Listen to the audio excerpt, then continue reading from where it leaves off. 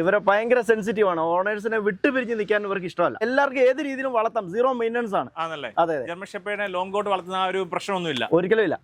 German shepherd ആണോ ഇത്? Working line German shepherd. Working line German shepherd. അതെ, നമ്മുടെ നാട്ടിൽ കുറവാണല്ലോ ഇവര്. അതെ, വളരെ കുറവാണ്. വളരെ കുറച്ച് ആൾക്കാരേ ഉള്ളല്ലേ? അതെ. എന്താ പ്രത്യേകത? ഇത് DDR ലൈൻസിലാണ്. കെയോസിന്റെ ഗ്രാൻഡ് സൺ എന്ന് വേണേൽ പറയാം. ജഷപ്പ് എന്ന് പറഞ്ഞ ബ്രീഡറിന്റെ എടുത്തിയതാണ്. ഓ ശരി.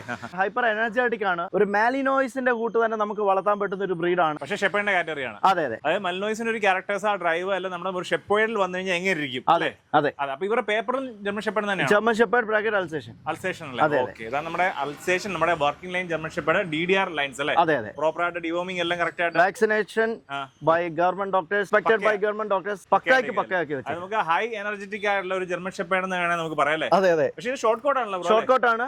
അലർജറ്റിക് ഒരു ബ്രീഡേ അല്ല. എന്നുവെച്ചാൽ മറ്റേതിന് പൂടെ കൂടുതലുണ്ട്, ഇതിന് ഷോർട്ട് കോട്ട് ആണ്. ഇപ്പോഴത്തെ പൂടെ നോക്കണ്ട, ഇതെല്ലാം പൊഴിഞ്ഞു പോകുന്ന ടൈപ്പാണ്. ഇവരെ ട്രെയിൻ ചെയ്യാൻ എളുപ്പമാണോ? ഇവർ ട്രെയിൻഡ് ആണ്. എന്ന് വെച്ചാൽ ഇതിന്റെ ഫാദേഴ്സ്, ഗ്രേറ്റ് ഗ്രാൻഡ് ഫാദേഴ്സ് ഒക്കെ ട്രെയിൻഡ് ഡോഗ്സ് ആണ്. അത് കാരണം തന്നെ ഇവരില് ട്രെയിനിങ്ങിന്റെ ആവശ്യം വലുതായിട്ടില്ല. ട്രെയിനിങ് കൊടുക്കാതെ വേണമെങ്കിൽ പോലും വളർത്താം. തീർച്ചയായിട്ടും ഇവർക്ക് സ്വന്തമായിട്ട് വേണമെങ്കിൽ ട്രെയിൻ ചെയ്തെടുത്തോളൂ. തീർച്ചയായിട്ടും. മല്ലൂസിനെ പോലെ തന്നെയല്ലേ? അതെ. ബ്രോ, നമ്മുടെ ലൊക്കേഷൻ പത്തനംതിട്ട എവിടെ? എന്റെ വീട് പത്തനംതിട്ടയാണ്. ടൗണിൽ തന്നെ? പ്രോപ്പർ ടൗണിൽ തന്നെ. അപ്പൊ നമ്മുടെ വർക്കിംഗ് ലൈൻ ജർമ്മൻ ഷെപ്പേർഡ് ആണ് ബ്രോയുടെ. ബ്രോയുടെ നമ്പർ വീഡിയോക്കകത്തുണ്ട്, ഒന്ന് ബന്ധപ്പെട്ടോളൂ.